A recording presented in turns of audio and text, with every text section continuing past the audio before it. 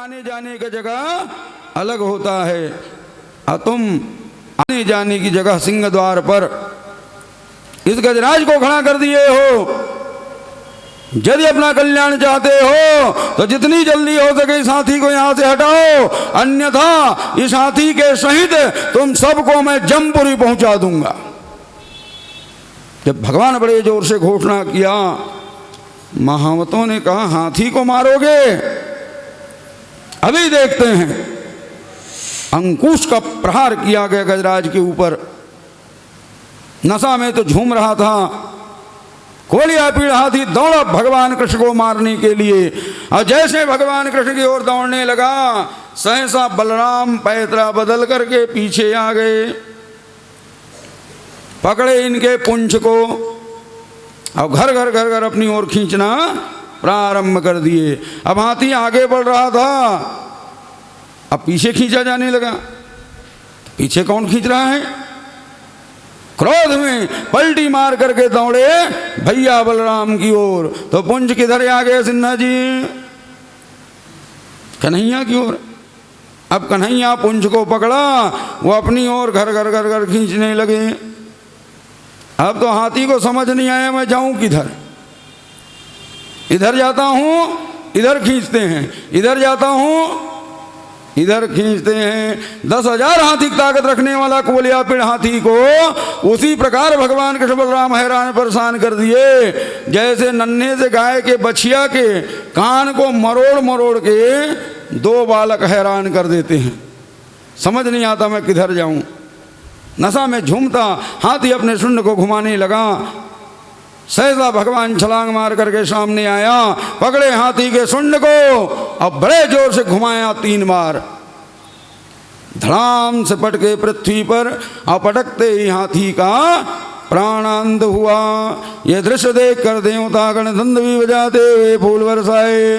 बोलिए भक्त वत्सल भगवान की। भगवान ने कहा ये मुख्य द्वार है तो ये हाल है, अब अंदर क्या हाल होगा जी? यदि पहले मालूम होता कि अंदर शत्रु हैं तो कुछ हथियारों लेके आते।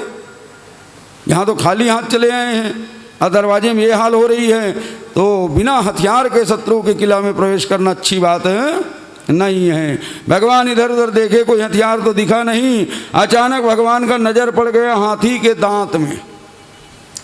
जानते हो हाथी के दांत बड़ा मजबूत होता है।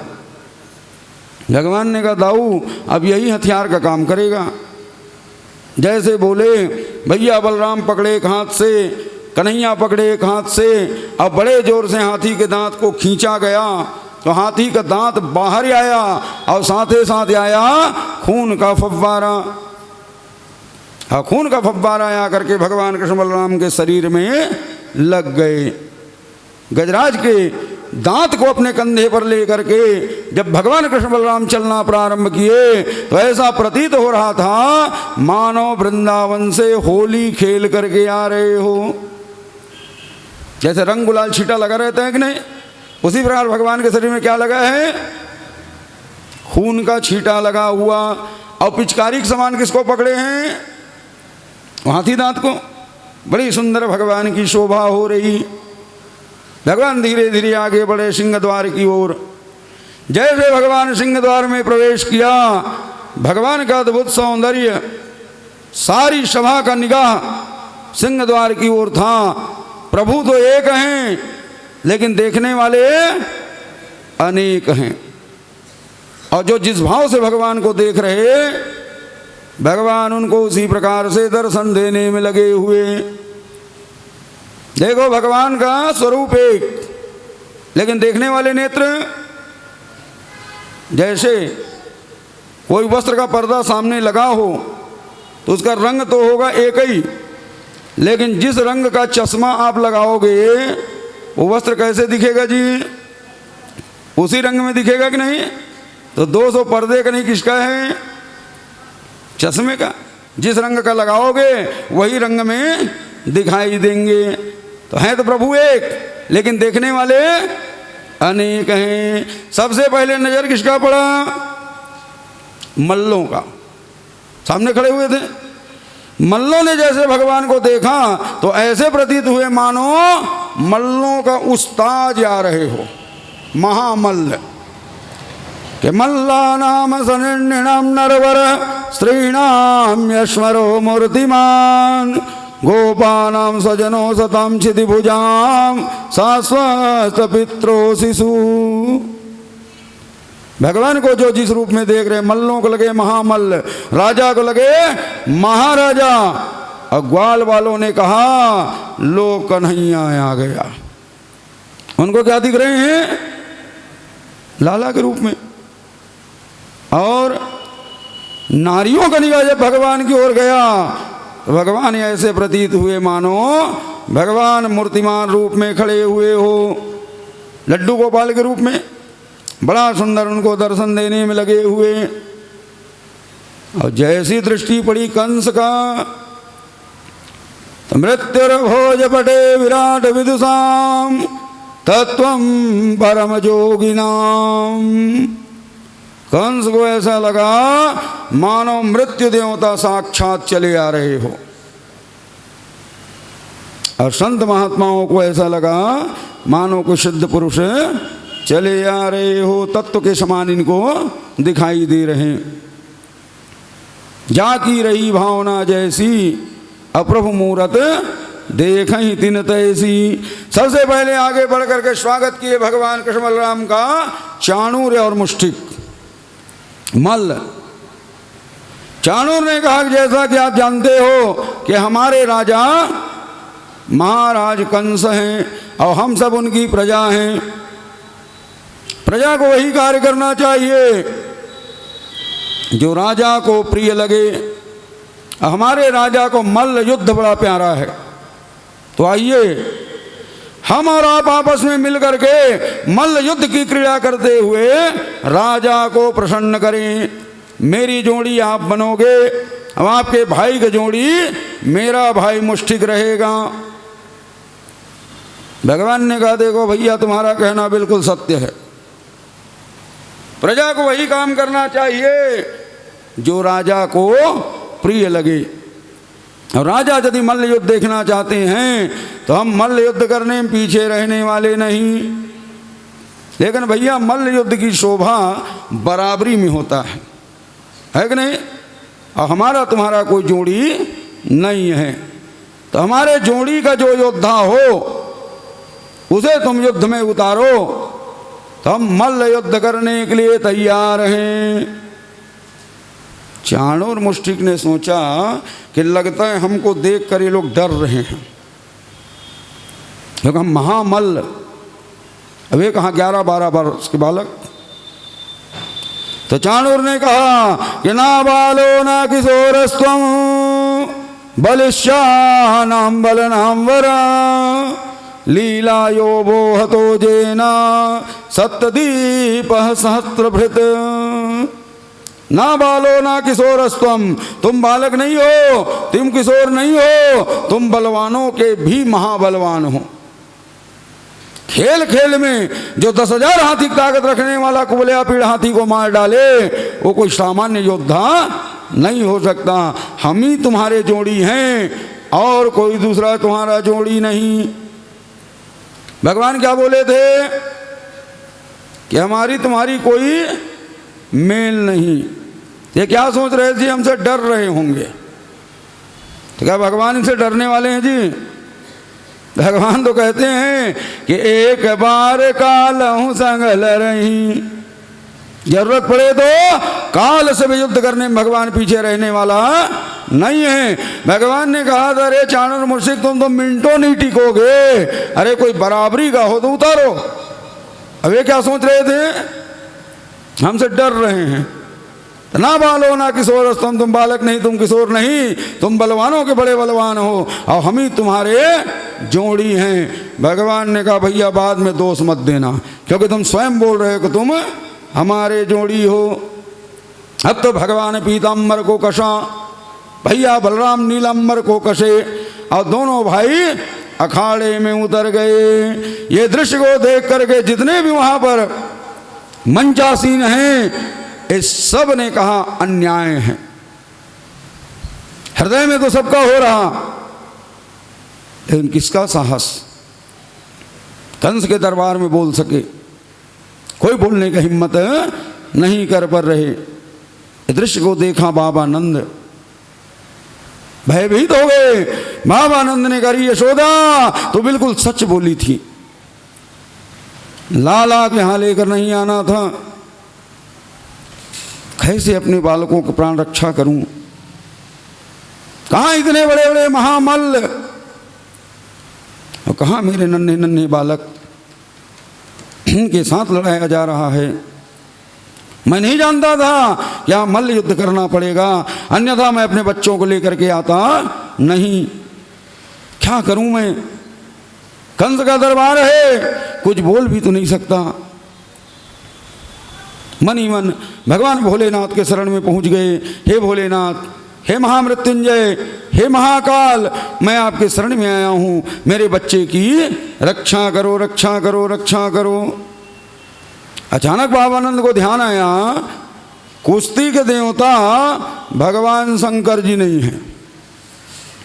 चन्ना जी, कुश्ती के देवता कौन है? किसको मानते हो जी? कुश्ती के देवता कौन? पहलवान लोग किसको मानते हैं? हनुमान जी को, है कि नहीं? अब क्या चल रहा है? कुश्ती होने वाला है, तो जैसे काम वैसे देवता। तब भगवान भोलेनाथ की सेवा छोड़कर किधर गया बाबानंद? हे हनुमान जी, हे पवन पुत्र, हे बाल ब्रह्मचारी, यदि कहीं आज मेरे बच्चों की रक्षा हो गया ना, तो मैं आपको 1.25 मन लड्डू चढ़ाऊंगा। हनुमान जी 1.25 मणि होता है कि नहीं? तो मनौती मनाने में लगे हुए हैं। इधर भगवान कृष्ण बलराम अखाड़े में उतरने में लगे हुए, दोनों अपने पीताम्बर नीलाम्बर को कसे हुए। जानते हो, जब मल्ल युद्ध होता है तो सबसे पहले हाथ मिलवाया जाता है कि नहीं? अब हाथ मिलाने के बाद कहीं कहीं पर गले मिलने की भी प्रथा है। गले मिलते हैं और फिर दोनों को अलग करते हैं और फिर मल्ल युद्ध शुरू होता है। कन्हैया आगे बढ़ करके हाथ मिलाए। अब हाथ मिलाने के बाद भगवान ने कहा कि चलो भाई थोड़े गले भी मिल लेते हैं। और जैसे चाणूर भगवान से गले मिला, भगवान इतने जोर से दबाया सिन्हा जी कि चाणूर ने कहा कहीं यहाँ से छूट गया, कन्हैया कहीं छोड़ दिया तो ऐसे भागूंगा कि दोबारा लौट के आने वाला कंस की नौकरी रहे चाहे ना रहे। लेकिन कन्हैया का स्वभाव, एक तो पकड़ता नहीं, अब पकड़ लिया तो इतनी जोर से भगवान ने बाहु प्रसार से कसा कि कसते ही चाणूर का गत प्राण, चाणूर का प्राणांत हो गया। भैया बलराम ने देखा, अरे छोटे भाई बाजी मार गया और मैं अभी तक पैतरेबाजी कर रहा हूं। तो बलराम भी पैतराबाजी बंद किया, हाथ को इसे करने लगे। और जैसे मुष्टिक नजदीक आया, एक ऐसा तमाचा लगाया गाल में मुष्टिक का, 3 चक्कर घुमा और धड़ाम से नीचे गिरा। भैया बलराम ने कहा उठो उठो। तो वहां कौन उठने वाला? सिन्हा जी। उठने वाला कहां पहुंच गया? जमपुरी पहुंच गया। जब चाणूर मुष्टिक की ये दशा देखे तो और पहलवानों की हिम्मत आगे बढ़ने का नहीं हो रहा। लेकिन नगाड़ची लोग आंख बंद करके नगाड़ा ठोकने में लगे हुए हैं। और जानते, जैसे जैसे नगाड़ा बजता है वैसे वैसे शरीर में जोश भी आता है कि नहीं? अब तो भगवान कृष्ण बलराम जोश में आकर के 10-10 कदम दौड़ दौड़ करके बड़े बड़े पहलवानों को मारना प्रारंभ कर दिए। चाणूर मारा गया, मुष्टिक मारा गया, सल मारे गए, तोसल मारे गए, और जितने भी मल्ल थे वही जीवित बचे जो भाग गए, अन्यथा जो भी सामने आए सब के सब मारे गए। तो क्या ये दृश्य कंस को अच्छा लगता जी? आवेश में आकर कंस उठ करके खड़ा हुआ, अब बड़े जोर से आवाज लगाए, बंद करो। जैसे कंस का आवाज हुआ, नगाड़ची लोग आंख खोले तो क्या देखते हैं? सब अपने पार्टी के मर रहे हैं। नगाड़ा बजाना ठीक है नहीं है कि नहीं? नगाड़ा बजना बंद हो गया, सन्नाटा छा गई। कंस खड़ा हो चुका है, अब ना मालूम क्या होने वाला है। आवेश में आकर कंस ने कहा कि निस्सार यदर्वित्तो वसुदेवात्मजो पुरात् धनम हरत गोपानाम नंदम बधनित दुर्मति। निस्सार यदर्वित्तो वसुदेवात्मजो पुरात्, इस वसुदेव के पुत्रों को हमारे नगर से बाहर निकाल दो, इसे हमारे नगर में रहने कोई जरूरत नहीं है। धनम हरत गोपानाम, जितने गोप वाले आए इनके धन का तुम हरण कर लो, और नंदम बधनित दुर्मति, इस दुर्मति नंद को यही मार डालो जो हमारे काल को पाल पोष करके बड़े किए हैं। कंस आवेश में आकर घोषणा करना प्रारंभ किए। सहसा भगवान श्याम सुंदर दौड़ा कंस के मंचान की ओर। जैसे कंस की मंचान की ओर दौड़ने लगे भगवान श्याम सुंदर, छलांग मार करके सहसा कंस के 8 भाई 8 दिशा से भगवान को घेर लिए। क्योंकि भाई प्राण के संकट में आया हो तो भाई पीछे रहने वाले नहीं हैं। 8 भाई छलांग मार करके 8 दिशाओं से भगवान को घेर लिए कि कंस के नजदीक जाने ना पाए। 8 भाइयों से घिरे हुए कन्हैया इधर उधर देखने में लगा हुआ। भैया बलराम ने देखा कन्हैया घिर चुके हैं, छलांग मार करके मध्य में आया। भैया बलराम ने कहा कन्हैया तू कंस को संभाल, ये 8 के लिए मैं अकेला पर्याप्त हूं, किसी और का जरूरत नहीं है। 8 भाइयों से अकेले भैया बलराम भिड़ गए और छलांग मारकर भगवान पहुंचा कंस के मंचान पर। और जैसे मंचान में भगवान पहुंचा, भगवान को देखते कंस अधमरा हो गए। अरे सामने आ गया, साहस जवाब दे दिया कि नहीं। लेकिन जब प्राण संकट में आता है अपने प्राण की रक्षा का उपाय सभी करते हैं। खींचा तलवार, पैतराबाजी किया। लेकिन जानते हो सर्प कितनों पैतराबाजी करे सिन्हा जी, गरुड़ झपट के पकड़ ही लेता है, छोड़ने वाला नहीं है। कंस पैतराबाजी करने में लगे हुए, भगवान कृष्ण बड़े जोर से दहाड़ लगाया और कन्हैया के दहाड़ को सुनते तलवार हाथ से नीचे भगवान मुष्टिका प्रहार किए। राज मुकुट नीचे गिरा, पकड़े केस को और घर घर घर घर खींचते हुए मंचान से नीचे ढकेल दिए। और जैसे मंचान से नीचे पटकानी खाया, गिरते ही पापी कंस का प्राणांत हुआ। ये दृश्य देखकर देवता गण दंड बजाते हुए फूल बरसाए। बोलिए भक्तवत्सल भगवान की। भगवान छलांग मार करके नीचे आया। क्या देखते हैं, 8 भाइयों को भैया बलराम समाप्त कर चुके हैं। चारों तरफ भगवान की जय जयकार हो रही, लेकिन कन्हैया का क्रोध शांत नहीं। वो तो कंस के बाल को पकड़े हुए घर घर घर घर रंगमंच में घुमाने में लगा हुआ। चारों तरफ भगवान की जय जयकार। देखो भगवान के प्रति अपराध करो, शायद भगवान क्षमा कर दें, लेकिन भक्त के अपराध को भगवान कभी भूलने वाला नहीं है। आज भगवान अपनी माता देवकी का बदला अपने मामा कंस से ले रहे हैं कि नहीं। क्योंकि जानते हो माता देवकी नवविवाहिता थी, विदा करते हुए ले जा रहे थे, अब मारने के लिए इनके केश पकड़े थे कि नहीं। आज अपनी माता के बदला भगवान ले रहे। चारों तरफ जय जयकार, प्रभु छोड़ दीजिए कंस को, ये मर चुका है। चारों तरफ जय जयकार चल रही, भगवान का ध्यान जयकारा में नहीं। अचानक कंस को छोड़ा, भगवान दौड़ते हुए पहुंचे कारागृह में, और कारागृह में पहुंच करके भगवान नाना उग्रसेन को स्वतंत्र किया और उग्रसेन से आज्ञा लेकर देवकी वसुदेव को स्वतंत्र किए। अब अपने माता पिता को साथ में लेकर, नाना जी को साथ में लेकर जब भगवान वापस रंगमहल में पहुंचा तो चारों तरफ भगवान कृष्ण की जयकारा चलने में लगा हुआ। सब आनंद विभोर हैं, लेकिन वहां पर भी 2 लोग रो रहे थे। सिन्हा जी, कंस के मरने पर कौन रो रहे होंगे जी? सब तो बड़े प्रसन्न हैं, लेकिन पति कितनों दुष्ट क्यों ना हो जाए, कहीं मर जाए तो पत्नी रोएगी कि नहीं। तो कंस की कितनी रानियां हैं? 2 रानियां। ये दोनों कंस के शरीर को लेकर के रोने में लगी हुई। भगवान ने देखा कि मेरी लीला से सब आनंदित होते हैं, ये दोनों मामी क्यों रो रहे हैं। भगवान लीला बिहारी आगे बढ़ा, अब आगे बढ़ कर के मामियों के गोद में बैठ गए। भगवान गोद में बैठकर इतनी जोर से रोना शुरू किया, सिन्हा जी ओ मामा कहाँ चले गए, मेरे आते ही क्यों मर गए। जैसे कन्हैया रोना शुरू किया तो दोनों मामियों का रोना ही कम पड़ गया। दोनों मामी चुप कराने लग गए, चुप हो जा बेटा, चुप हो जा, इसमें तुम्हारा कोई दोष नहीं है। जैसे रावण को जब भगवान ने समाप्त किया, मंदोदरी सामने आई। भगवान राम तो पहचानते नहीं, विभीषण ने परिचय कराया कि राजरानी मंदोदरी आई हुई हैं। और जैसे भगवान को पता चला, भगवान ने अपने मस्तक को झुका लिए।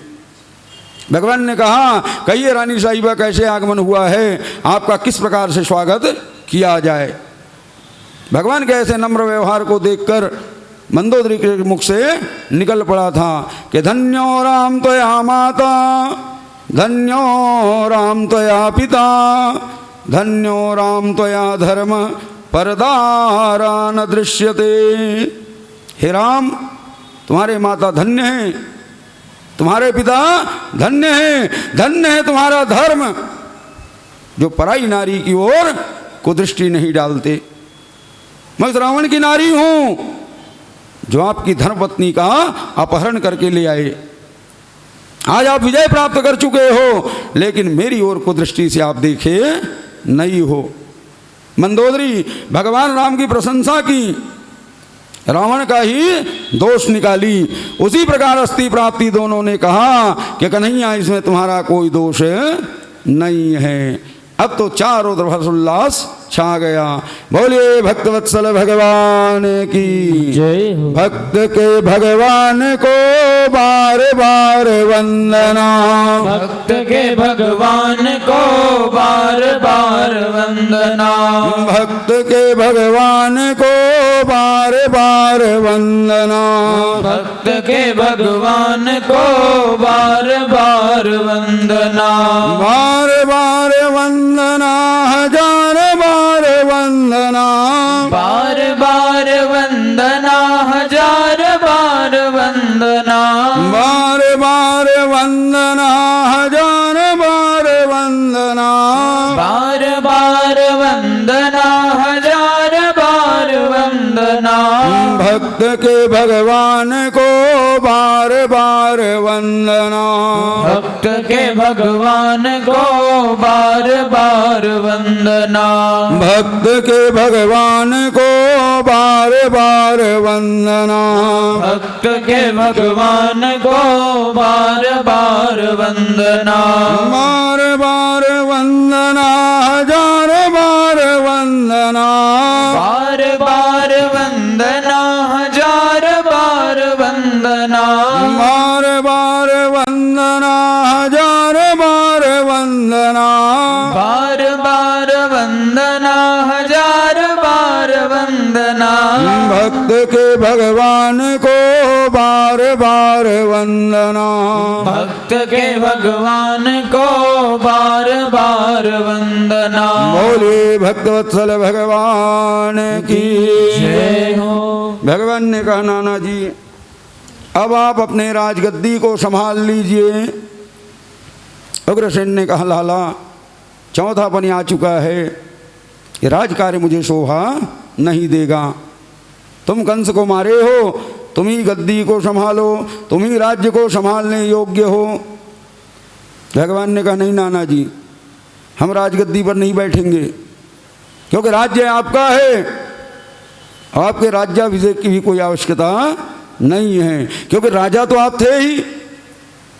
कंस जबरदस्ती आपको बंदी बना करके स्वयं अपने आप को राजा घोषित किए हुए थे, और कंस के मरते ही आप यहाँ के वास्तविक राजा हो।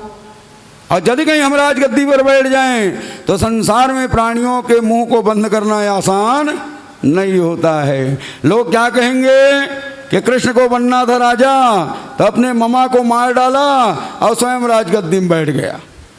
ये बोलने वालों को कोई कमी नहीं है। तो राजा तो आप ही रहोगे, लेकिन चिंता ना करो, कभी भी आप पर कोई संकट आएगा तो भगवान ने कहा सामने हम खड़े रहेंगे, आपको कभी कोई कष्ट होने वाला नहीं है।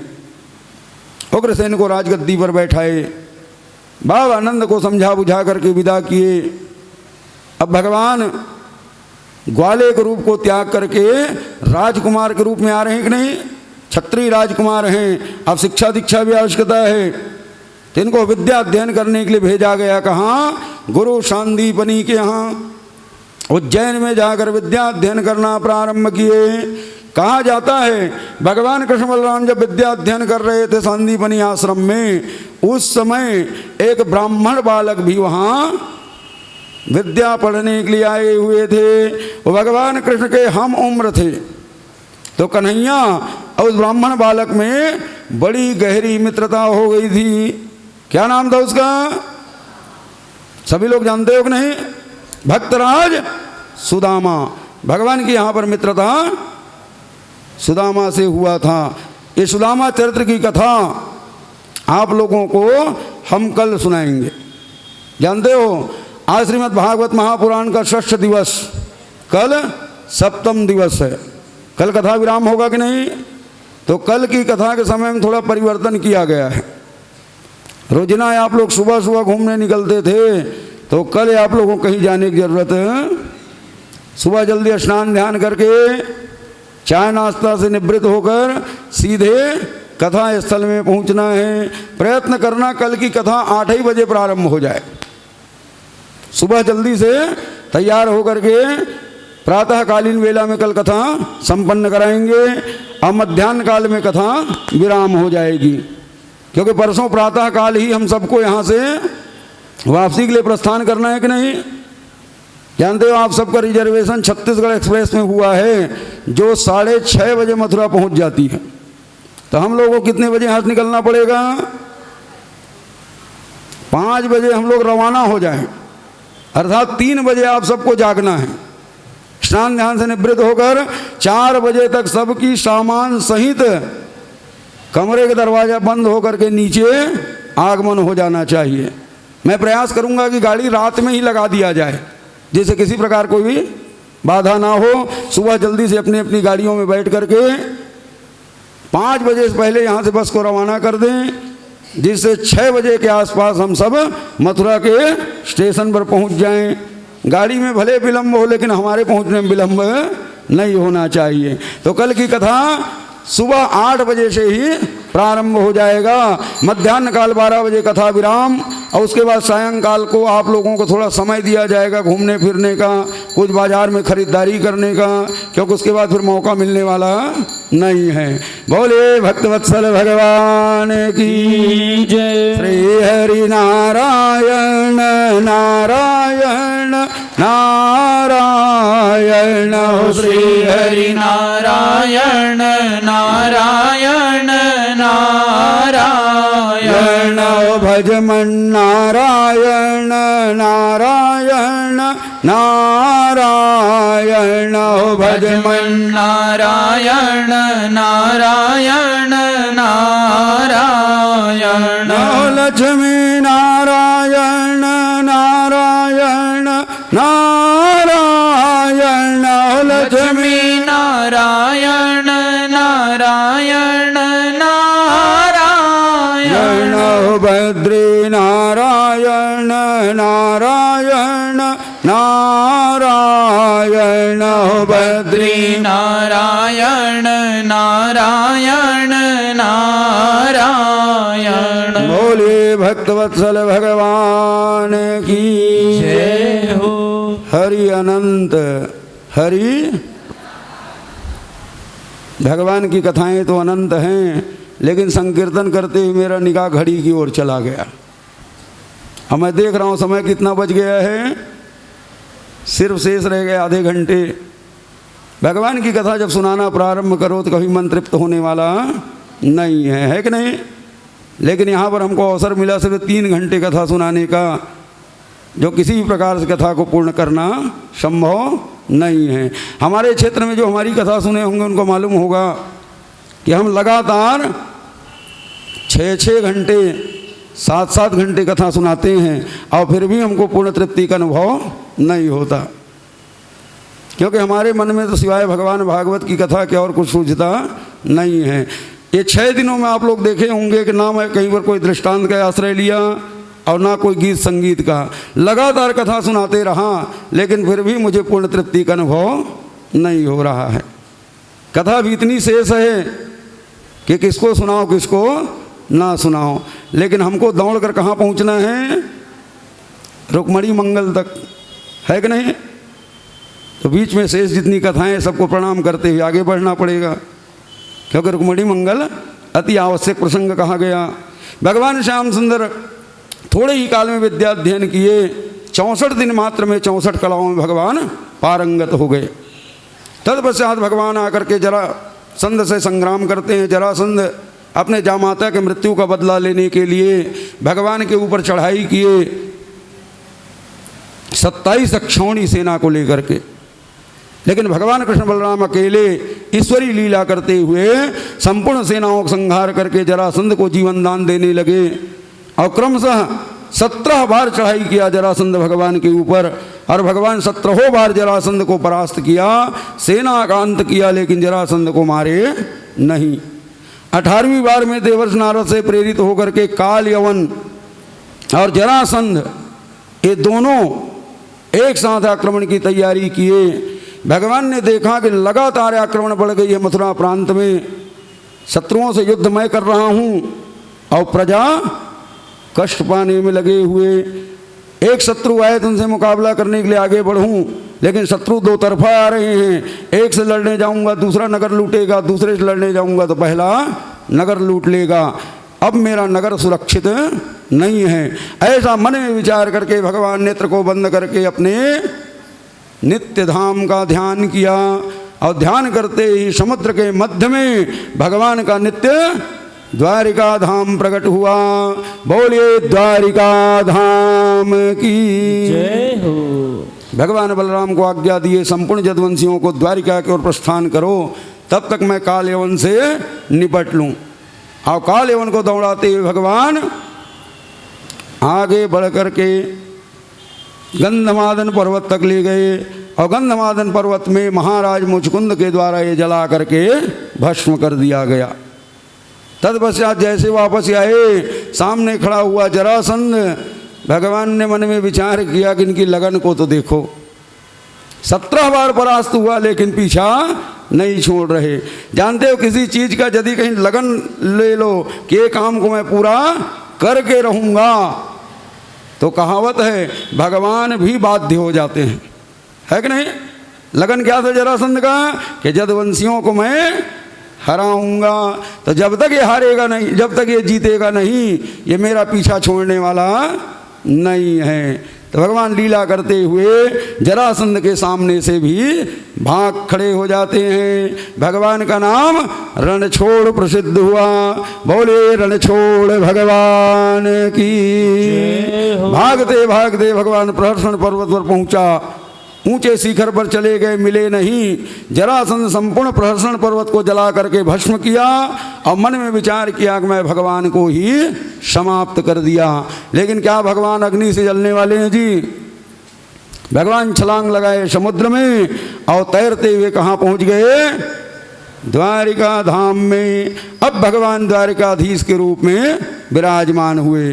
बोले द्वारिकाधीश भगवान की जय हो। राधा रानी की जय, महारानी की जय। राधा रानी की जय, महारानी की जय। राधा रानी की जय, महारानी की जय। राधा रानी की जय, महारानी की जय। बोलो बरसाने वाली की जय जय जय। बोलो बरसाने वाली की जय जय जय। बोलो बांके बिहारी की जय जय जय।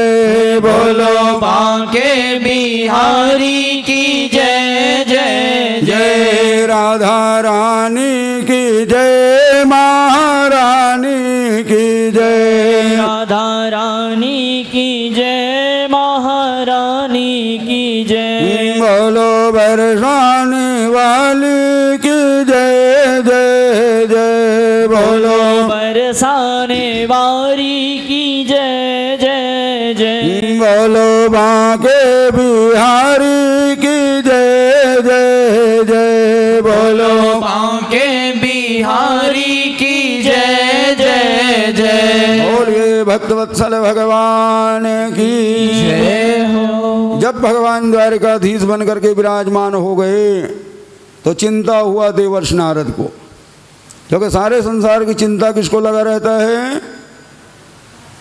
नारद जी विचार किए सब कार्य भगवान का संपन्न हो गया, द्वारिकाधीश बन करके बैठ गए, लेकिन अभी तक इनका शादी ब्याह नहीं हुआ है।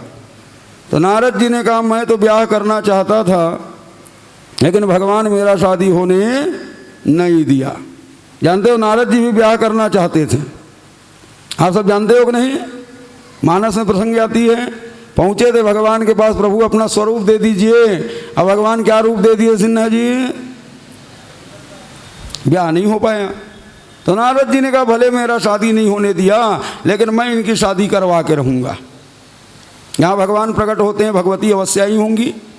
ढूंढने के लिए देवर्षि नारद निकले देश देशांतर, कहीं मिले नहीं। लेकिन महाराज भीष्म के दरबार में पहुँचते समझ में आ गया देवर्षि नारद को कि यही लक्ष्मी का प्रादुर्भाव हुआ है। जैसे पता चला, अब तो देवर्षि नारद कथा के माध्यम से भगवान श्याम सुंदर के गुणानुवाद का वर्णन करने लगे।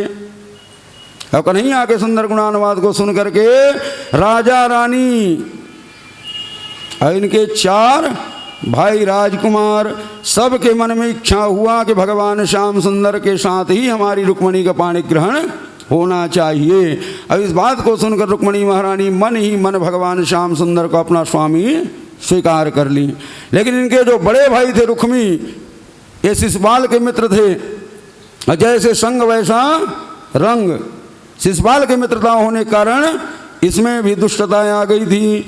और रुक्मी ने कहा कि मैं कृष्ण से नहीं शिशुपाल से अपनी बहन का पाणी ग्रहण कराऊंगा। और इतना ही नहीं, शिशुपाल को जाकर के निमंत्रण भी दे आए कि अमुक दिन आप बारात लेकर के आइए, हम अपनी कन्या का पाणी ग्रहण आपके साथ संपन्न कराएंगे। शिशुपाल की बारात सजने लगा, बड़े बड़े राजा महाराजा इनके बाराती बन करके चलने लगे।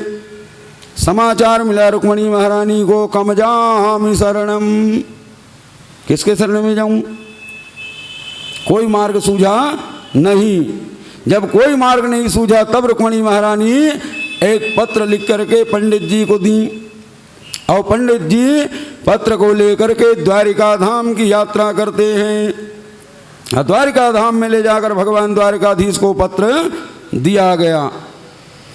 भगवान श्याम सुंदर उस पत्र को पढ़ करके भाव विभोर हो गए। पत्र में रुक्मणी महारानी लिखी हुई कि श्रुत्वा गुणान भुवन सुंदर श्रृण्वतां ते निर्विश्वकर्ण विवरे हरितोंगतापम रूपम दृशाम दृशिमताम अखिलार्थ लाभम त्वस्यच्युतां विशति चित्तम पत्रपम में। रुक्मणी महारानी ने पत्र में लिखी कि प्रभु सर्वप्रथम तो मैं आपके चरणों में प्रणाम करती हूँ। आपको मालूम होना चाहिए कि माता पिता कभी किसी वर के विषय में विचार करते हैं और उस वर में कोई कमी देखते हैं तो उसको छोड़कर दूसरे वर के विषय में विचार किया जाता है। मेरे माता पिता चारों भाइयों के मन में विचार आया कि मेरा पाणी ग्रहण आपके साथ संपन्न होना चाहिए। अब मैं देख रही हूँ कि वर में जितने प्रकार के लक्षण देखे गए हैं वो संपूर्ण लक्षण आप में विद्यमान हैं। जानते हमारे सनातन धर्म में बताया गया किसी को भी वर बनाना हो तो कितने लक्षण देखना चाहिए, 7 प्रकार के लक्षण कहा गया है कि कुलम च शीलम च वपुर्यशस्य विद्याम च वित्तम च सनातताम च एतान गुणान सप्त परीक्ष देया कन्या बुधे से समचिंतनीयम। वर में कितने लक्षण होने चाहिए? 7 प्रकार के लक्षण। ये 7 प्रकार के लक्षण यदि मिल रहा हो, आंख बंद करके अपनी कन्या का दान कर देना चाहिए। वर में जितने लक्षण देखे गए सब आप में मौजूद है। पहला लक्षण रूप, तो आपके अनुरूप संसार में कौन हो सकता है? दूसरा कुल, यदुवंशी का मुकाबला संसार में कौन कर सकते हैं? रूपम च कूलम च वपुर यशश्च। आयु भी लगभग हमारा आपका सम है। स्वभाव, आपके स्वभाव का मुकाबला संसार में कौन कर सकता है? विद्या, आपसे पढ़े लिखे संसार में कौन हो सकते हैं? धन, द्वारिका से बढ़कर कहाँ? धाम, द्वारिका धाम से बढ़कर संसार में कोई दूसरा धाम नहीं है। अर्थात वर में जितने भी लक्षण होने चाहिए सब आप में विद्यमान हैं, लेकिन सब कुछ होते हुए भी आपसे मेरा पाणी ग्रहण नहीं किया जा रहा, सिर्फ रुक्मी के विरोध के चलते, जिसको मैं स्वीकार नहीं करती।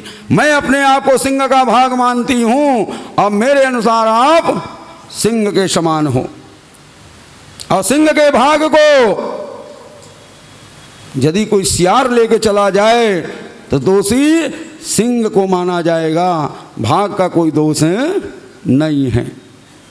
आइए प्रभु, आप मेरा अपहरण करके ले जाइए, आपको कोई दोष लगने वाला नहीं।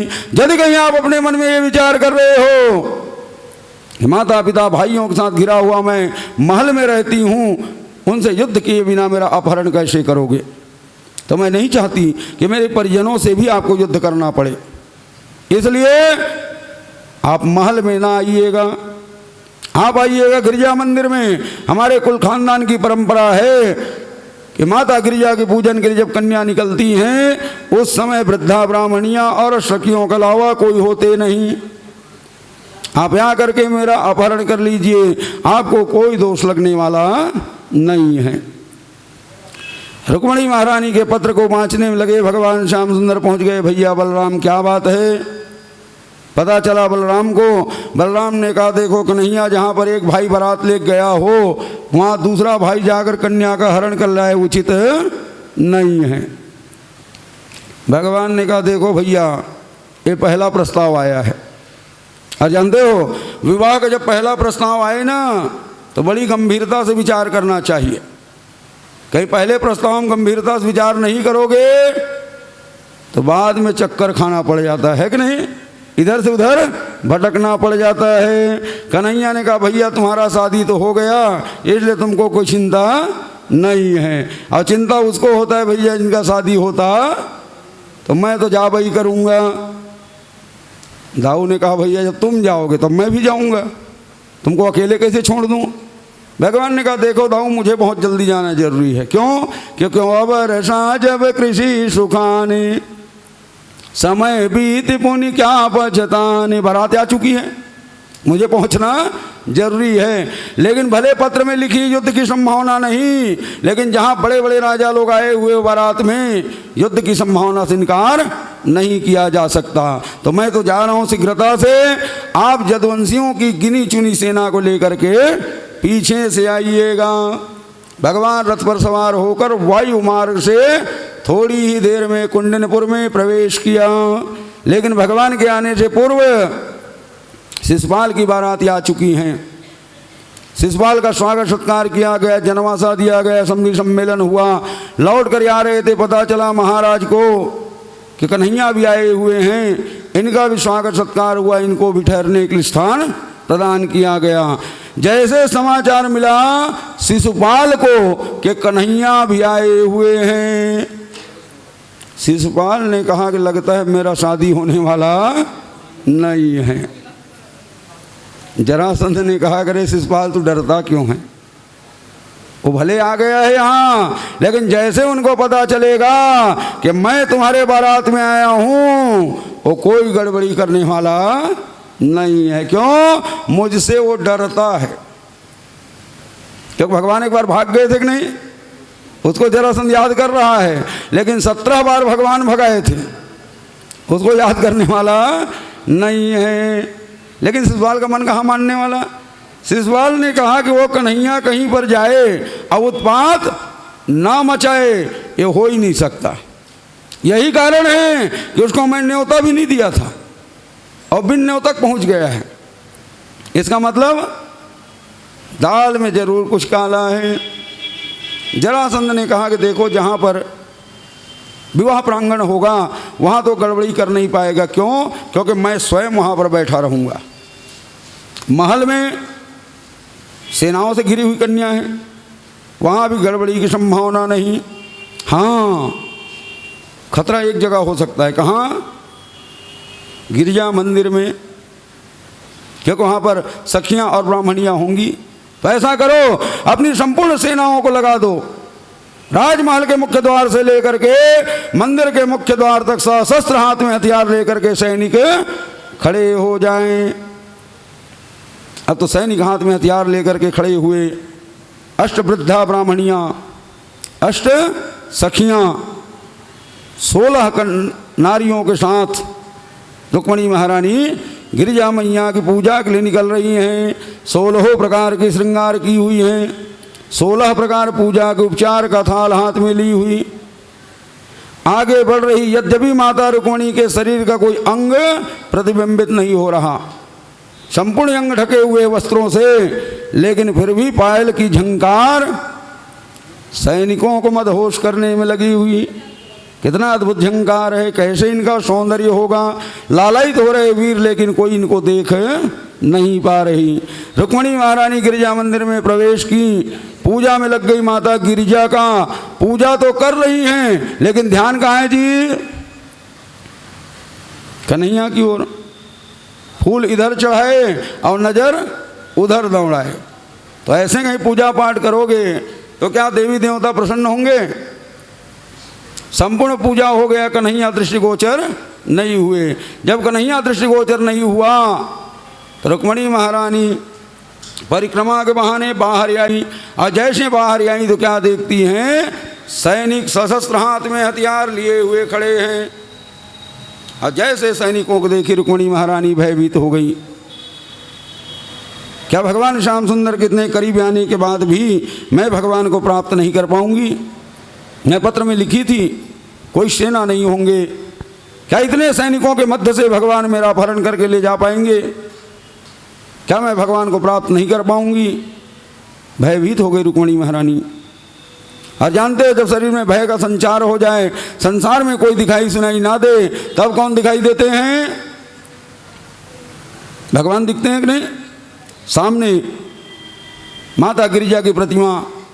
दौड़ पड़ी रुक्मिणी महारानी, आंचल को फैला दी, दोनों हाथ जोड़ ली और प्रार्थना करना प्रारंभ कर दी कि दुर्वराया मने धाता नानुकूलो महेश्वरा देवी वा विमुखा गौरी रुद्राणी गिरिजा सती।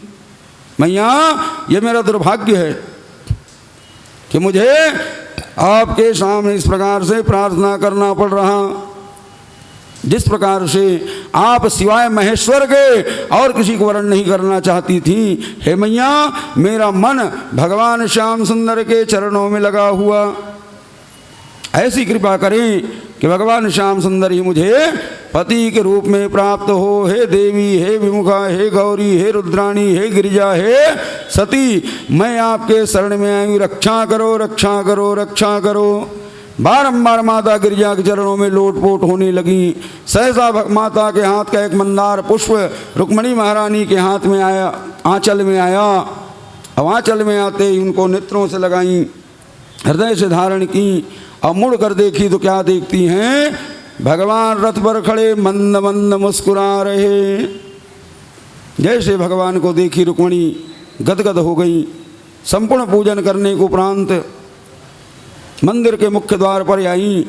और मुख्य द्वार में आते ही माता अपने घूंघटा को खोल दिए। अभी तक जितने वीर हैं ये माता के स्वरूप का दर्शन नहीं की थी, लेकिन लालायित हो रहे थे कि नहीं?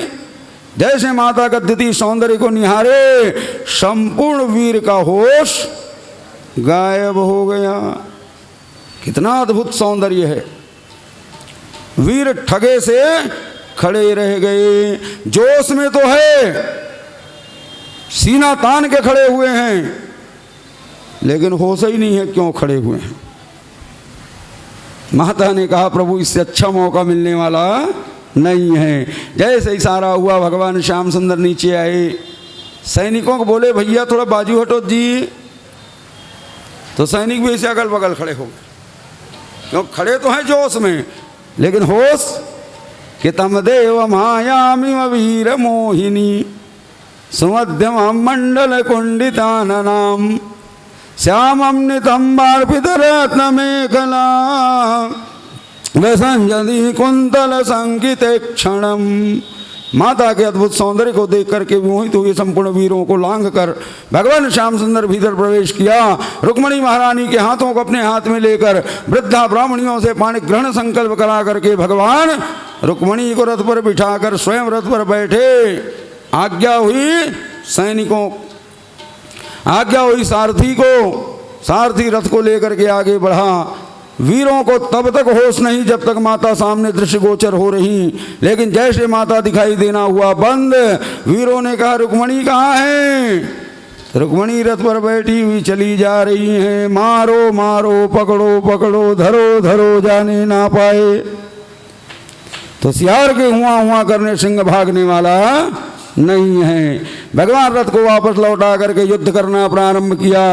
वही सैनिक जीत बचे जो भाग खड़े हुए, अन्यथा संपूर्ण सैनिक मारे गए।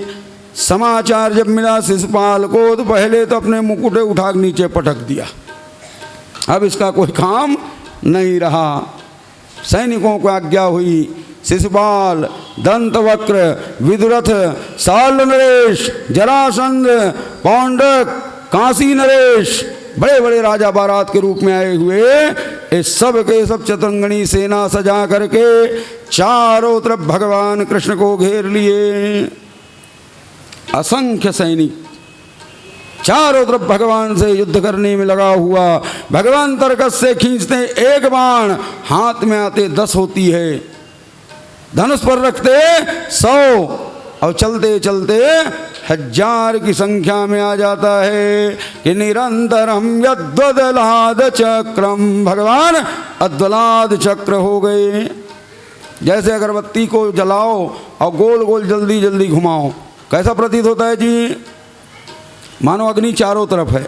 तो क्या चारों तरफ है तो एक ही जगह, लेकिन जल्दी घुमाने के कारण गोलाकार प्रतीत होता है। उसी प्रकार भगवान घूम घूम करके बाण की वर्षा कर रहे। कोई सैनिक को समझ में नहीं आता कि कब भगवान तरकस से बाण निकालते, कब धनुष पर रखते और कब चलाते हैं, और कब सैनिकों गर्दन कटने में लगा हुआ। लगातार भगवान संग्राम करने में लगी हुई। ऐसे भयानक संग्राम कभी रुक्मणी महारानी अपने आंखों से देखी नहीं, भयभीत होने लगी। इतनी सैनिकों से क्या भगवान मुझे बचा करके ले जा पाएंगे? क्या भगवान को विजय प्राप्त होगा? जैसे रुक्मणी को दुखी देखे भगवान ने करी, रुक्मणी तू घबरा क्यों रही है? मैं अकेले थोड़ी हूँ, तुम्हारा जेठ भी तो आया हुआ है। जैसे भगवान ने इशारा किया, जदवंशियों की गिनी चुनी सेना को लेकर भैया बलराम प्रकट हो गए। बोले शंकरषण भगवान की। भैया बलराम ने कहा कि देखो कन्हैया, ये विवाह की बेला है और शादी ब्याह में झगड़ा झंझट हो जाए कोई आश्चर्य की बात नहीं है कि नहीं? लेकिन झगड़ा किसको शोभा देता है जी? बारातियों को शोभा देता है। और दूल्हा ही झगड़ा करना शुरू कर दे, ये उचित नहीं है। दूल्हा काम क्या है? दुल्हनिया को लेके जाना और झगड़ा करना। भगवान ने कहा हम बाराती शोभा देता है, इसलिए हम लोग लड़ेंगे, तुम निकलो। अब बड़े भाई की आज्ञा हुई, कन्हैया रुक्मणी महारानी लेकर एक किनारे से निकल गए। सामने भिड़ गए भैया बलराम। और जानते हो बलराम के सामने तो वही खड़े होते हैं जो भाग ले या सिर झुका ले, और सीना कहीं ताने तो गर्दन कटने में देरी नहीं है। भैया बलराम के हाथों वही योद्धा जीत बचे जो भाग गए। अन्यथा संपूर्ण सेना मारी गई। समाचार मिला रुक्मी को, अरे शिशुपाल मैं नहीं जानता तू मेरी बहन की रक्षा नहीं कर पाएगा, अन्यथा मैं स्वयं अपनी बहन की रक्षा करता। अब मैं जाऊंगा रुक्मिणी को बचाने के लिए, याद रुक्मिणी को वापस लेकर आऊंगा, अन्यथा नगर में मुंह नहीं दिखाऊंगा। 7 बाण 7 धनुष 7 गदा 7 परीख 7 तलवार लेकर अकेले पीछा किया रुक्मी भगवान कृष्ण का। भगवान ने कहा मैं तुमसे युद्ध नहीं चाहता हूं, लेकिन माना नहीं रुक्मी, जबरदस्ती बाण संधान करना प्रारंभ किए। भगवान ऐसे बाण चलाए कि उनके अस्त्र शस्त्र ही नष्ट हो, इनको कष्ट ना हो। संपूर्ण हथियार जब नष्ट हो गए तब रुक्मी मुष्टिका बांध करके आगे बढ़ा, बाहु युद्ध करने लगा। अब बाहु युद्ध करते भगवान ने इनको परास्त करके सीने पर चरण रखे, खींचा तलवार, गर्दन में चलाना चाहते थे। त्राहिष्वाम प्रभु रक्षा करो, बड़े भैया हैं ना मारे। रुक्मिणी चरणों में गिर पड़ी हैं। भगवान तलवार तो उठा चुके थे, गर्दन में प्रयोग ना करके थोड़ा ऊपर कर दिया, दाढ़ी मुंज को सभा चट कर दिया गया, मुख में करखा लगा दिए, पीतांबर से कस के बांध रहे थे। पहुंच गए भैया बलराम, क्यों रे कन्हैया, तुझे बोला तो युद्ध नहीं करना है, आप फिर भी भिड़ा हुए हैं, कौन है देख लो ना भैया। भगवान ने देखा कि रुक्मिणी के बड़े भाई हैं, जिस घर में कन्या को लेकर हम जा रहे हैं उनके भाइयों को प्रताड़ित करे उचित नहीं है। आगे बढ़कर भैया बलराम ने कहा देखो रुक्मी, हमारा तुम्हारा कोई शत्रुता नहीं, दोस्त तुम्हारा भी है कि वीर हो नहीं वीर को ललकारते हो, तो क्षत्रिय का तो धर्म है युद्ध करना, इसलिए हमने युद्ध किया, लेकिन हमारी आपकी कोई बैर नहीं है। आप सहर्ष लौट जाइए और आप चिंता ना करें कि रुक्मिणी किसी प्रकार कष्ट होगा। हम रुक्मिणी महारानी को कन्हैया की प्रधान रानी बनाएंगे, पटरानी होगी, राजरानी बनेंगे द्वारिकाधीश की, इनको कभी कोई कष्ट होने वाला नहीं है। रुक्मी को शांत करके वहाँ से भगवान आगे बढ़े। रुक्मी प्रतिज्ञा करके आया था नगर में मुंह नहीं दिखाऊंगा, और क्षत्रिय अपने प्रतिज्ञा पर आरूढ़ रहते हैं। रुक्मी लौट कर कभी अपने नगर में गया नहीं, एक भोजकट नगर बसा करके वहीं पर शासन करना प्रारंभ किए।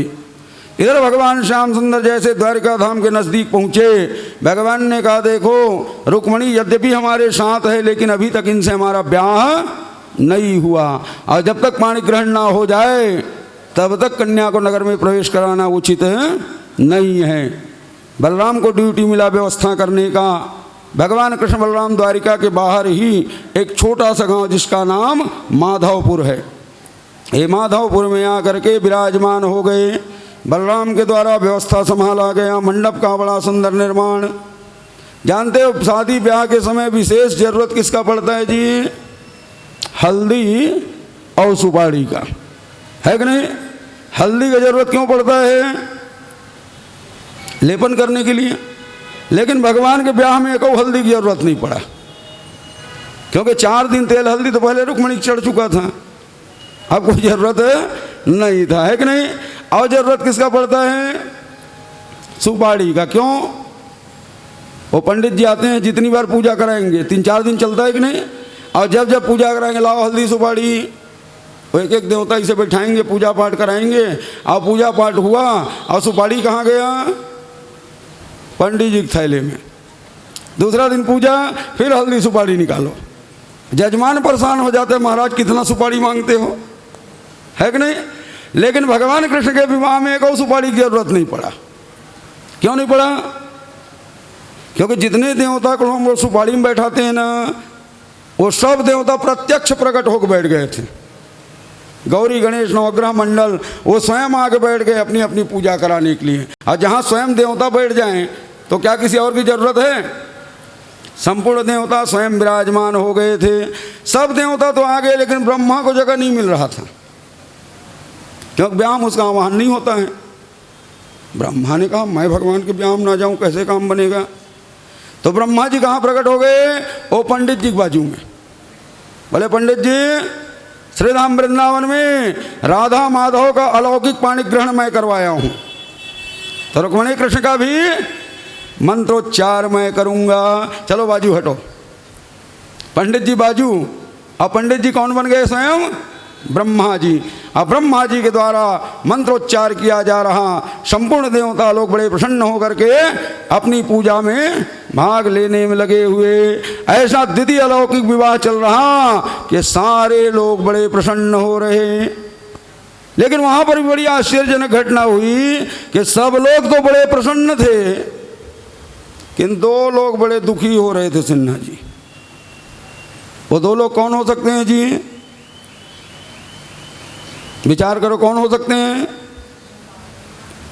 सब बड़े आनंदित हैं, सब बड़े प्रसन्न हैं, लेकिन 2 लोग बड़े दुखी दिखाई दे रहे। कौन कौन? दूल्हा और दुल्हन। ये दोनों बड़े दुखी हो रहे थे। क्यों? रुक्मणी महारानी मन में विचार कर रही, कितना सुंदर मेरा ब्याह भगवान के साथ हो रहा, जो मैं चाहती थी भगवान ने इच्छा पूरा किया, लेकिन कहाँ हो रहा? वर के घर में, है कि नहीं? अरे यही ब्याह कहीं मेरे नगर में होता, भगवान बारात लेकर के आते, मेरे माता पिता पाणी ग्रहण करते, मेरे परिवार वाले आकर के आशीर्वचन सुनाते, कितना आनंद आता। लेकिन माता पिता भाई बंधु के होते हुए भी अनाथ के समान अकेली बैठी हूँ। क्या कन्या प्रसन्न होगी? कन्या दुखी हो रही है। तो कन्या के दुखी होने के बाद तो समझ में आता है सिन्हा जी, लेकिन वर राजा क्यों दुखी हो गए? अब वर राजा मन में विचार किया कि कन्या तो बड़ी सुंदरी मिल गई, लेकिन दहेज का कोई संभावना है कि नहीं?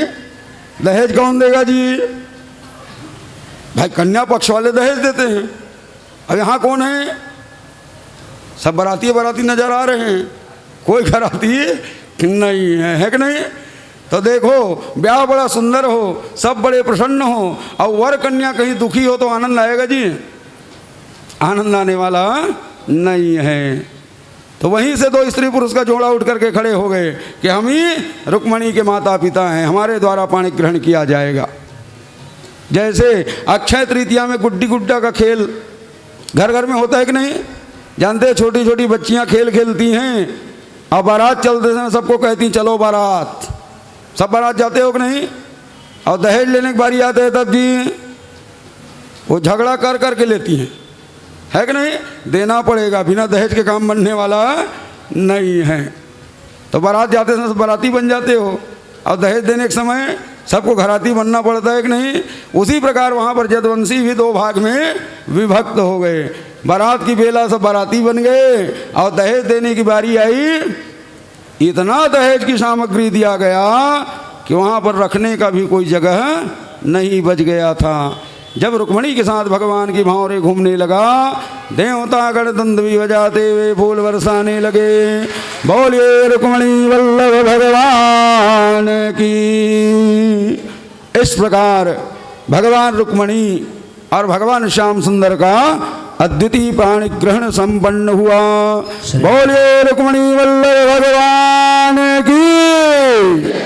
भगवान रुक्मणी वल्लभ का आगमन हो रहा।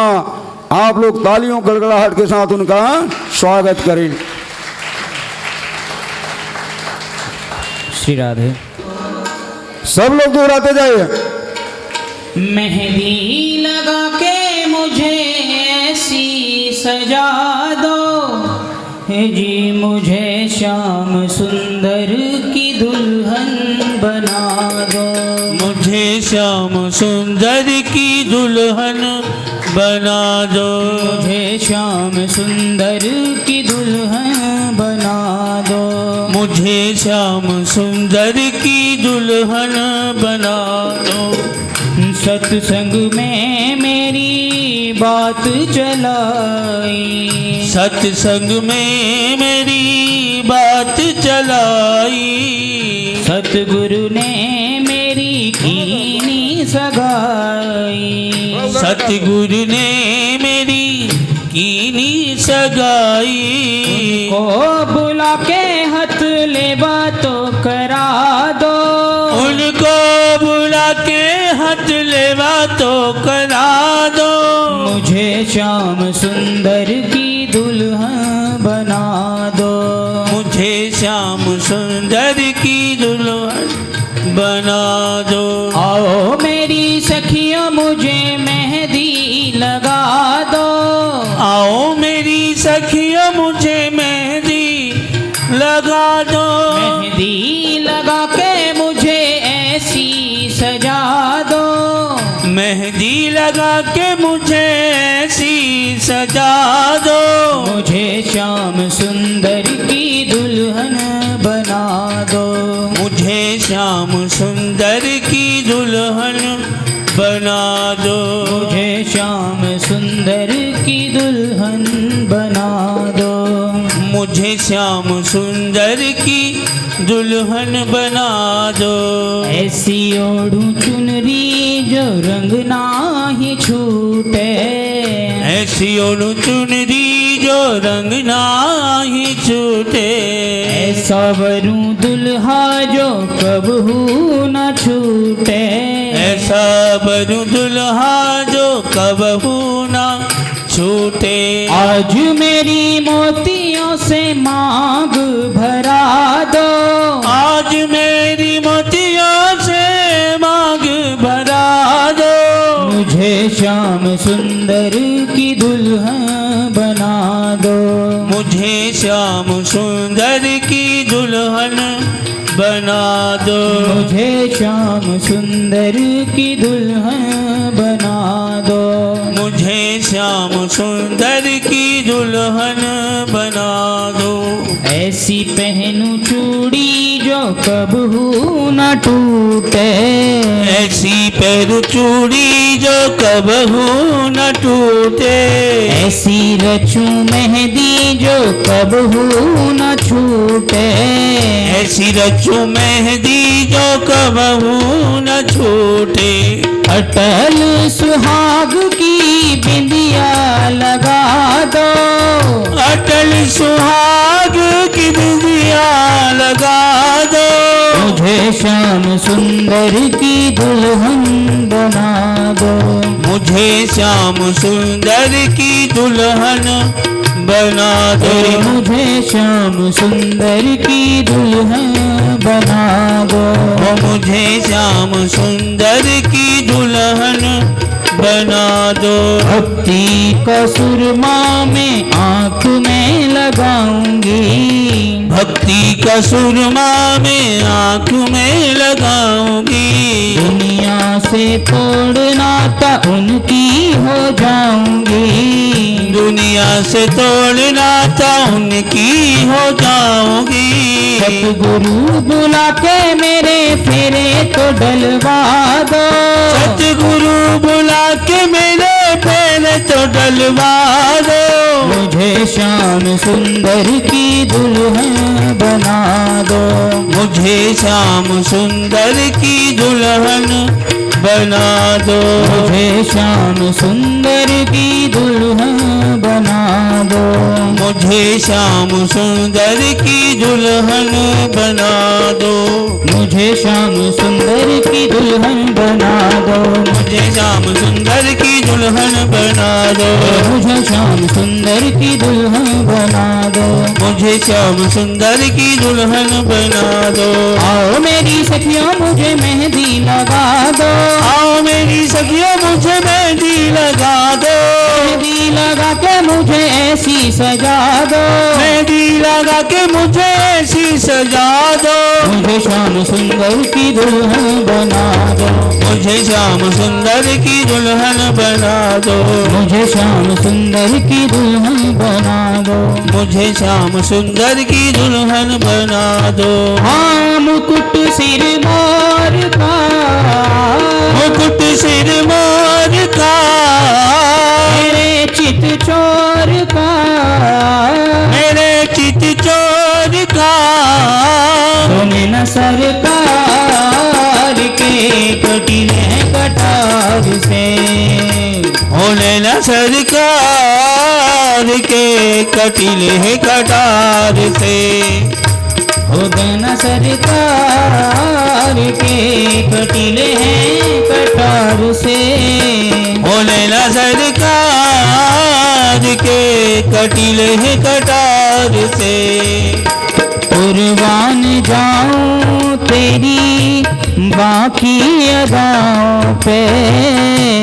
कुर्बान जाओ तेरी बाकी अदाओं पे। पास मेरे आ जा तुझको भर लूं मैं बाहों में। पास मेरे आ जा तुझे भर लूं मैं बाहों में। दीवानों ने विचार के, दीवानों ने विचार के, कहा है पुकार के, कहा है पुकार के। सुने न सरकार के कटीले हैं कटार से। होने न सरकार के कटीले हैं कटार से।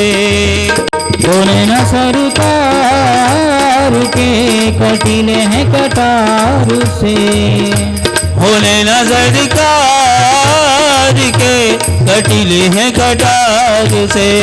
ओहो मुकुट सिर मोर का, मुकुट सिर मोर का।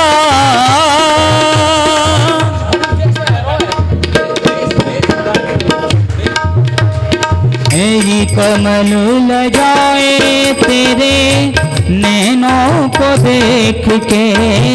हर कमल लगाए तेरे नैनों को देख के।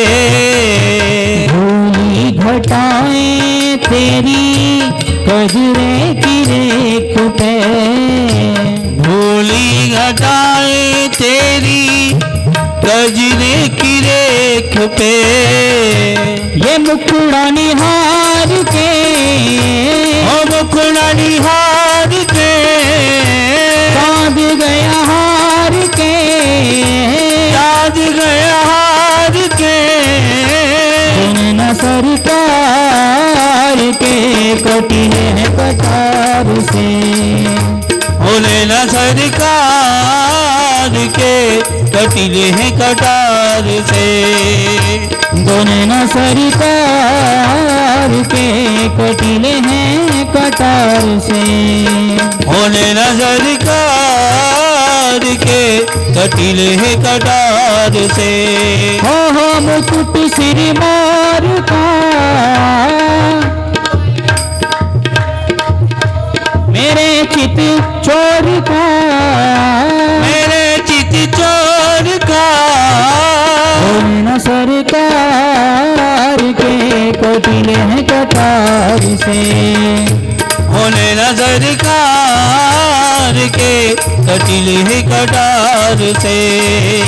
रमणी बिहारी नहीं तुलना तुम्हारी। रमण बिहारी नहीं तुलना तुम्हारी। तुमसा न देखा कोई बाके बिहारी। तुम सा न देखा कोई बाके बिहारी। जमाने को विसार के, जमाने को विसार के। मिला दे मेरे यार से, मिला दे मेरे यार से। सुने न सरकार के कटीले हैं कटार से। होने न सरकार के कटीले हैं कटार से। कटार से होने न सरकार के कटीले हैं कटार से। कि देख छटा मेरा मन है गयो लटा पटा। आके बिहारी की देख छटा मेरा मन है गयो लटा पटा। बाके बिहारी की देख छटा मेरा मन है गयो लटा पटा। आके बिहारी की देख छटा मेरा मन है गयो लटा पटा। हो कभी से कब से खोजूं बनवारी को, कब से खोजूं बनवारी को, बनवारी को गिरधारी को, बनवारी को गिरधारी को, कब से खोजूं बनवारी को, कब से खोजूं बनवारी को, बनवारी को गिरधारी को, बनवारी को गिरधारी को। कोई बता दे उसका पता, उसका पता, मेरा मन है गया लटा पटा। कोई बता दे इसका पता, इसका पता, मेरा मन है गया लटा पटा। बांके बिहारी की देख छटा, देख छटा, मेरा मन है गया लटा पटा। बांके बिहारी की देख छटा, देख छटा, मेरा मन है गया लटा पटा। मेरी पनिया भरन यमुना तट आई, पनिया भरन यमुना तट आई, पनिया भरन यमुना तट आई, पनिया भरन यमुना तट आई। बीच में मिल गया कृष्ण कन्हाई, बीच में मिल गयो कृष्ण कन्हाई, बीच में मिल गया कृष्ण कन्हाई। बीच में मिल गयो कृष्ण कन्हाई। और दिया पानी को घड़ा, पानी को घड़ा, मेरा मन है गयो लटा पटा। अरे बांके बिहारी की देख छटा, देख छटा, मेरा मन है गयो लटा पटा। अरे बांके बिहारी की देख छटा, देख छटा, मेरा मन है गयो लटा पटा। बांके बिहारी की देख छटा, देख छटा, मेरा मन है गयो लटा पटा। बांके बिहारी की देख छटा, भाई देख छटा, मेरा मन है गयो लटा पटा। बांके बिहारी की देख छटा, देख छटा, मेरा मन है गयो लटा पटा। मेरे बांके बिहारी पिया, चुरा दिल मेरा लिया। मेरे बांके बिहारी पिया, चुरा दिल मेरा लिया। मेरे बांके बिहारी पिया, चुरा दिल मेरा लिया। मेरे बांके बिहारी पिया, चुरा दिल मेरा लिया। हाय हाय रे ये क्या किया, चुरा दिल मेरा लिया। बांके बिहारी पिया, चुरा दिल मेरा लिया। मोहन तेरी सूरत प्यारी, मोहन बेरी सूरत प्यारी, वृंदावन के बांके बिहारी। वृंदावन के बांके बिहारी। तेरी अखियों ने जादू किया, चुरा दिल मेरा लिया। अखियों ने जादू किया, चुरा दिल मेरा लिया। मेरे बांके बिहारी पिया, चुरा दिल मेरा लिया। मेरे बांके बिहारी पिया, चुरा दिल मेरा लिया। भक्ति में मैं ऐसी खो गई, भक्ति में मैं ऐसी हो गई। प्रेम दीवानी मीरा हो गई। प्रेम दीवानी मीरा हो गई। उसने विष का भी प्याला पिया, चुरा दिल मेरा लिया। उसने विष का भी प्याला पिया, चुरा दिल मेरा लिया। मेरे बांके बिहारी पिया, चुरा दिल मेरा लिया। बांके बिहारी पिया, चुरा दिल मेरा लिया। श्री हरिदास के प्राणन प्यारे,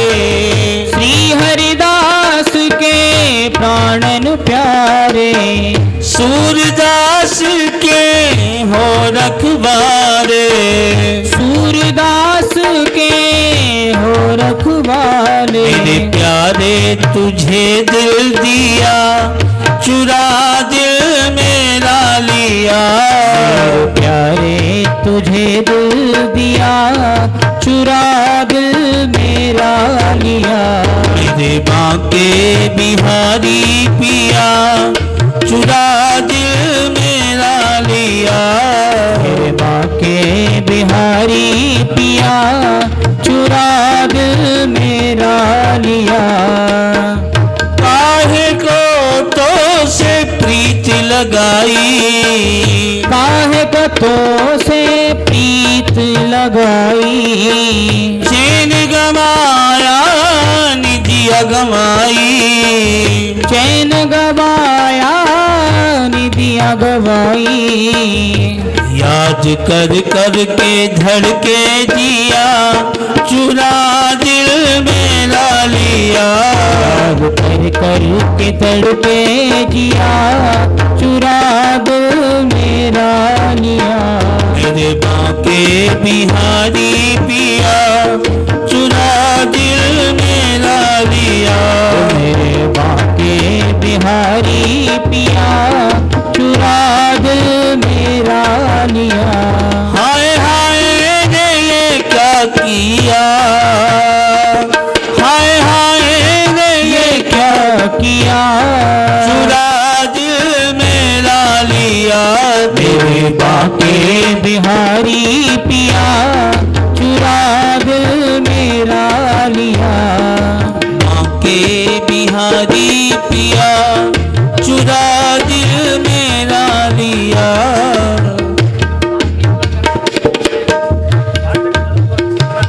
तेरे बांके बिहारी पिया, चुरा दिल मेरा लिया। ना हो गया सावरी सूरत पे मोहन, दिल दीवाना हो गया। है सांवरी सूरत पे मोहन, दिल दीवाना हो गया। सावरी सूरत पे मोहन, दिल दीवाना हो गया। ओ दिल दीवाना हो गया मेरा, दिल दीवाना हो गया। दिल दीवाना हो गया मेरा, दिल दीवाना हो गया।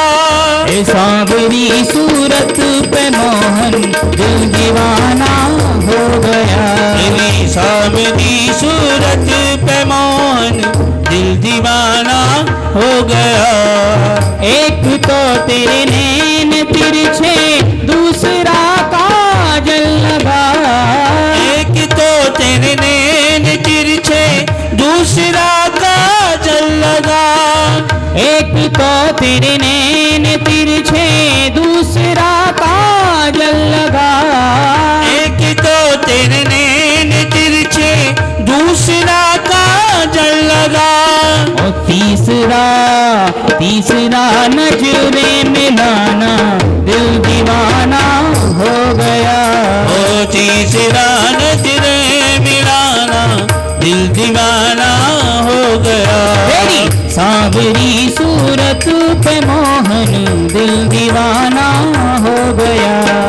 सावरी सूरत पे मोहन, दिल दीवाना हो गया। एक तो तेरे होठ पतले, दूसरा लाली लगी। एक तो तेरे होठ पतले, दूसरे लाली लगी। एक तो तेरे होठ पतले, दूसरे लाली लगी। एक तो तेरे होठ पतले, दूसरे लाली लगी। तीसरा तीसरा ये मुस्कुराना, दिल दीवाना हो गया। ओ तीसरा तेरा मुस्कुराना, दिल दीवाना हो गया। तेरे सांवरी सूरत पे मोहन, दिल दीवाना हो गया। सावरी सूरत पे मोहन, दिल दीवाना हो गया। एक तो तेरे हाथ को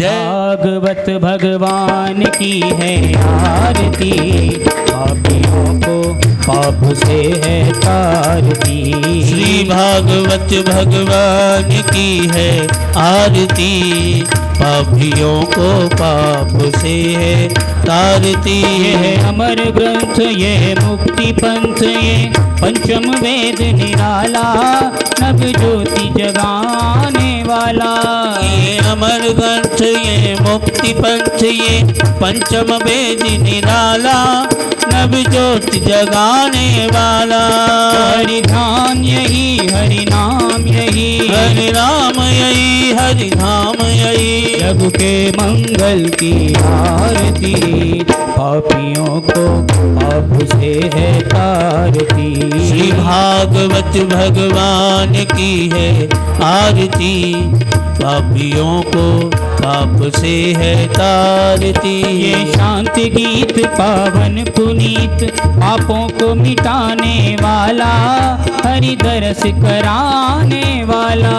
ये शांति गीत पावन पुनीत, पापों को मिटाने वाला, नव ज्योति जगाने वाला।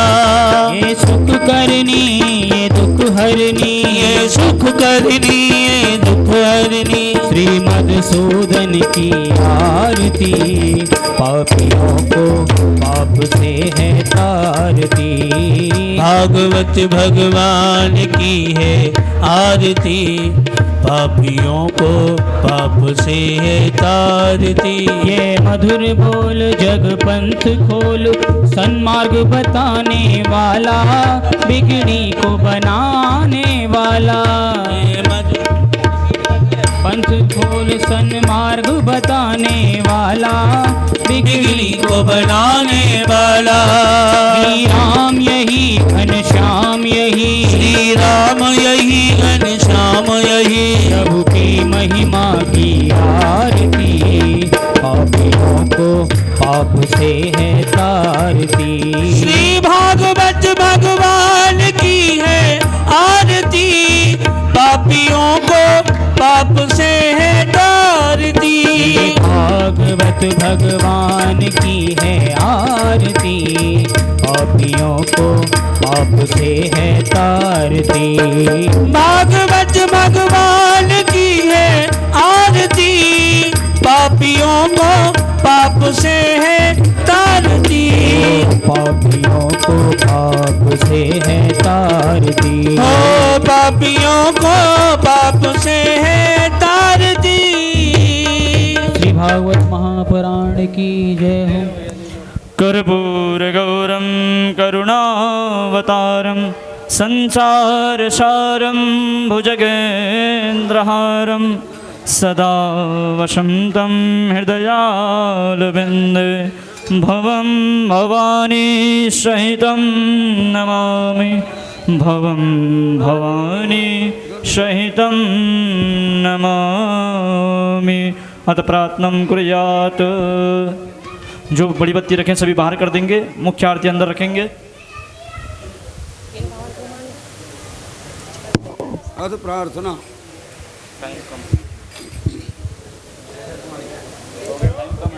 हाँ सभी लोग हाथ जोड़ लें। चालू को हाँ बोलो भागवत महापुराण की जय। श्रीमद् भागवत आख्योयम प्रत्यक्ष कृष्ण एव ही श्रीकृतोषि मयानाथ मुक्त्यर्थम भवसागरे संसार सागरे मग्नम दीनम माम करुणानिधे कर्मग्राह गृहीतांगम मामुध्वर भवार्णवाद मनोरथो मदीयोयम सर्वथा सफलस्तया निर्विघ्नेनैव कर्तव्यो दासोहम तव केशव दासोहम तव केशव दासोहम दासोहम तव केशव हरि ओम। ॐ यज्ञेन यज्ञमयजन्त देवास्तानि धर्माणि प्रथमान्यासन्नाते हनाक महिमानः सचन्द्रयत्य पूर्वे शाद्याय सन्ति देवा गोविंद गोविंद गाता रहूं हे नाथ सदा तुमको मनाता रहूं कि गोविंद गोविंद गाता रहूं कि मेरे बांके बिहारी तुम्हें मैं मनाता रहूं कि त्वमेव माता ज पिता त्वमेव त्वमेव बन्धु ज सखा त्वमेव त्वमेव विद्या द्रविणं त्वमेव त्वमेव सर्वं मम देव देव त्वमेव सर्वं मम देव देव